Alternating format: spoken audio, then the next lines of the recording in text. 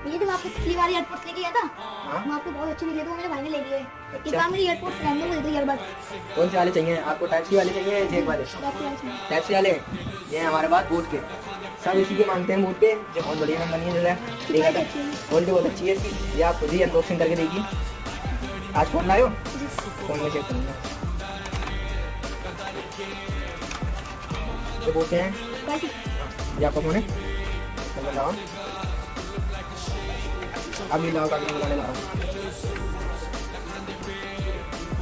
ये सारा काम